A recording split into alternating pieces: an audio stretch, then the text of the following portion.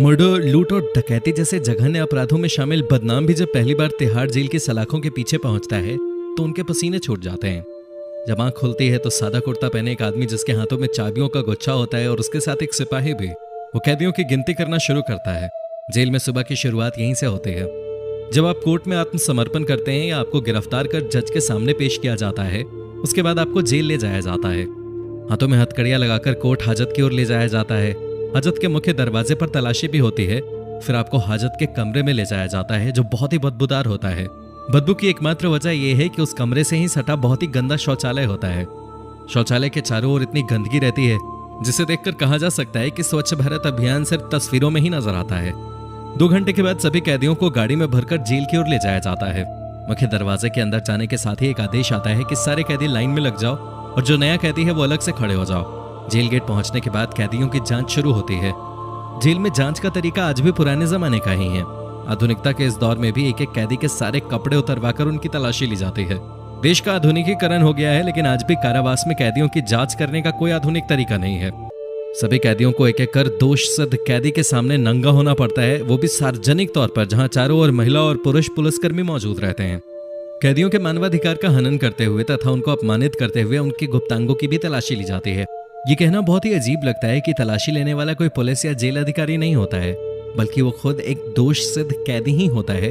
गुप्तांगों की भी जांच वही करता है, वो भी बेहद बेशर्मी के साथ। सुप्रीम कोर्ट ने मार्च 2018 में कहा था कि कैदियों के भी मानवाधिकार हैं, उन्हें जानवरों की तरह जेल में नहीं रखा जा सकता। जेल एक सुधार गृह होता है, वहां कैदियों के साथ जानवरों सा व्यवहार करना कैदियों के मानवाधिकारों का हनन है। इसके बावजूद हर कदम पर कैदियों के साथ अमानवीय व्यवहार किया जाता है। कैदियों से सीधे लहजे में बात तक नहीं की जाती, बल्कि गाली से शुरुआत और गालियों से ही बातों का अंत किया जाता है।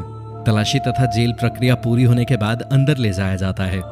सबसे बड़ा डर पहली रात को अपनी इज्जत बचाने का ही होता है। दूसरा सवाल कि उनसे कैसे कैसे काम कराए जाएंगे, उनकी पिटाई तो नहीं की जाएगी या उन्हें किन परिस्थितियों में जेल में रखा जाएगा। हालत ये था कि डर के कारण इनमें से ज्यादातर का बीपी डाउन हो गया था। हाँ, जेल में जब पहली रात लगभग ठीक ठाक निकल गई तो उनमें कॉन्फिडेंस बढ़ा। ये कॉन्फिडेंस गुजरने वाले दिनों के साथ साथ बढ़ता ही जाता है, खासतौर से रातें ठीक ठाक बीतने के बाद। स्टडी में ये बात सामने आई कि जेल में पहली बार आने वाले कुछ कैदियों के साथ पहली या उसके बाद वाली रातों में गंदा काम किया जाता है। ये दुष्कर्म दबंग कैदी करते हैं, लेकिन आमतौर पर इसकी शिकायत नहीं की जाती। जो कैदी इसका विरोध करते हैं उन्हें दबंग कैदी बुरी तरह से पीटते हैं।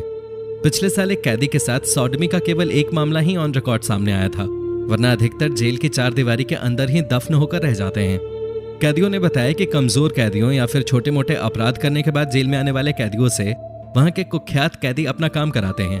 वे उनसे अपनी बैरक साफ कराते हैं, रात को बिस्तर बिछवाते हैं और कई बार अपने हाथ पैरों को दबवाने के अलावा मालिश भी कराते हैं। ये सब समझौते के तहत होता है। बदले में दबंग कैदी कमजोर कैदियों को अपनी सुरक्षा कवच देते हैं। यानी जेल में अगर किसी कमजोर कैदी के बारे में यह पता चलता है कि ये फला दबंग कैदी का चेला है तो फिर कोई उसे टच नहीं करता, वरना कैदियों से भी जेल के अंदर वसूली होती है। कमजोर कैदियों से वहां के शौचालय भी साफ कराए जाते हैं।